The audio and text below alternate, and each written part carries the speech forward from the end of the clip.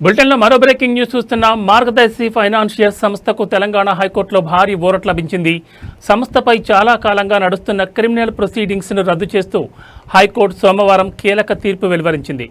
తమపై ఉన్న క్రిమినల్ కేసును కొట్టివేయాలని కోరుతూ మార్గదర్శి ఫైనాన్షియల్స్ దాఖలు చేసిన పిటిషన్ను న్యాయస్థానం అనుమతించింది.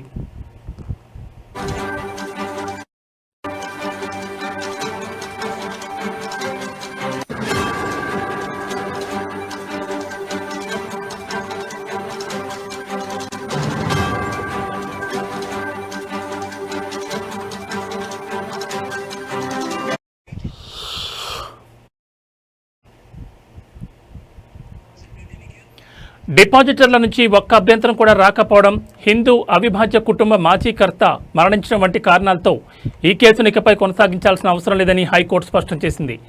డిపాజిటర్లందరికీ సొమ్ము చెల్లించామని, హెచ్యుఎఫ్ కర్త మరణించినందున మిగిలిన సభ్యులను నిందితులుగా చేర్చలేరని మార్గదర్శి సంస్థ ఈ ఏడాది జనవరిలోనే కోర్టుకు వివరించింది.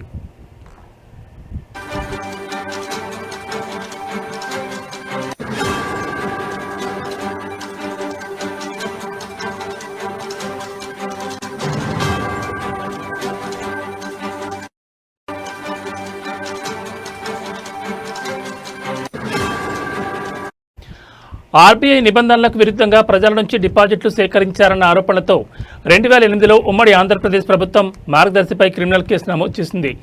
ఈ కేసును 2018లోనే హైకోర్టు ఒకసారి కొట్టివేసింది. అయితే ఈ తీర్పుపై ఫిర్యాదుదారు సుప్రీంకోర్టును ఆశ్రయించారు.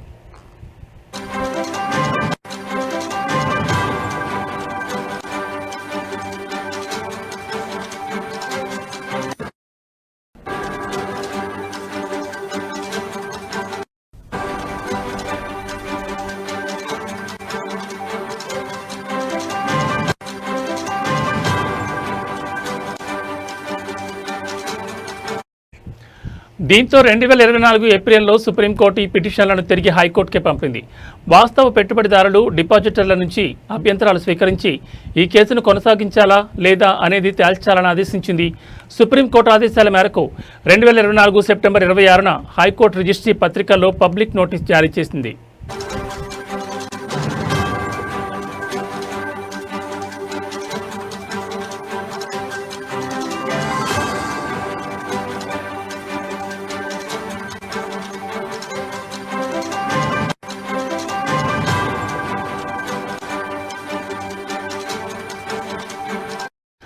అయితే డిపాజిట్లన్నీ గతంలోనే చెల్లించినందున ఒక్క డిపాజిటర్ కూడా క్లెయిమ్తో ముందుకు రాలేదు.